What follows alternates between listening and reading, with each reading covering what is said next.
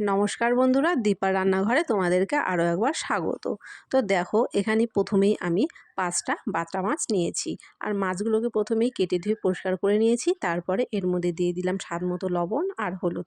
তো আজকের রেসিপি হলো বাটা মাছের ঝাল। তো প্রথম থেকে ভিডিওটা শেষ পর্যন্ত তোমরা দেখতে থাকো। প্রথমে মাছগুলোতে আমি লবণ হলুদ লাগিয়ে নিলাম। তারপরে দেখো, এখানে আমি কড়াইতে তেল বসিয়ে দিয়েছি। আর তেলটাকে খুব ভালো করে গরম করে নেওয়ার পরে কড়াইয়ের গায়ে ভালো করে লাগিয়ে নিলাম। তারপরে দেখো, মাছগুলো এখানে এক এক করে ছেড়ে দিচ্ছি। এখন মাছগুলোকে লাল করে ভেজে নেব। তো আজকের এই মাছের রেসিপি তোমাদের কেমন লাগছে কমেন্ট করে কিন্তু অবশ্যই জানিও। যদি ভালো লেগে থাকে লাইক করে দিও, চ্যানেলটিকে সাবস্ক্রাইব করে দিও, আর ভিডিওটাকে অনেক অনেক শেয়ার করে দিও। তো যাই হোক, দেখো প্রথমে দেওয়া মাছগুলো কিন্তু আমার ভাজা হয়ে গেছে। আমি এখানে মাছগুলো উঠিয়ে নিচ্ছি। তারপরে মাছগুলো আমি ঠিক এই একই রকমভাবে ভেজে নেব। সবগুলো মাছ আমি খুব সুন্দর লাল করে ভেজে নিয়ে নামিয়ে নিয়েছি। তারপরে ওই একই তেলের মধ্যে আমি ফোড়ন দিয়ে দিচ্ছি কালো জিরে আর দিয়ে দিচ্ছি কাঁচা লঙ্কা।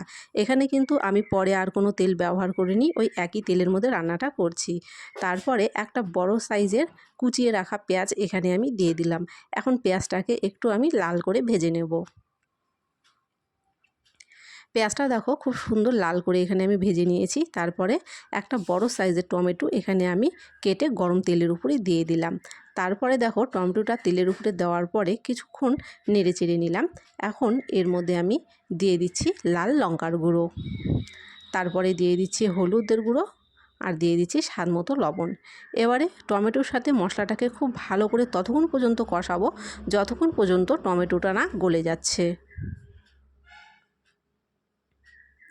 তো তোমরা দেখতেই পাচ্ছ, মশলাটা কষাতে কষাতে কিন্তু এখানে টমেটোগুলো খুব ভালো করে গলে গিয়েছে, আর তেলটাও কিন্তু এর থেকে ছেড়ে দিয়েছে।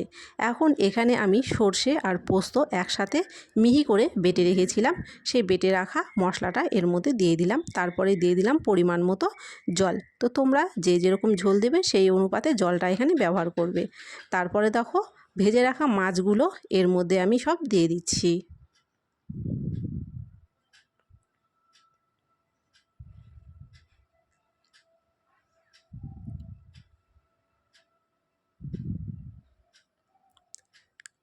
এখন 5 থেকে 6 মিনিট মতো ঝোলটাকে কিন্তু আমি খুব ভালো করে ফুটিয়ে নিয়েছি। আর এখন ঝোল কিন্তু রেডি হয়ে গেছে। এখানে আমি আর কিছু ব্যবহার করছি না, তোমরা চাইলে একটু ধনেপাতা ব্যবহার করতে পারো। তো রেডি হয়ে গেল আজকের রেসিপি। তারপরে দেখো, যেহেতু সর্ষে দেওয়া আছে তার উপর দিয়ে একটু আমি কাঁচা সর্ষের তেল দিয়ে দিচ্ছি। এতে কিন্তু তরকারির স্বাদ আরও দ্বিগুণ বেড়ে যাবে।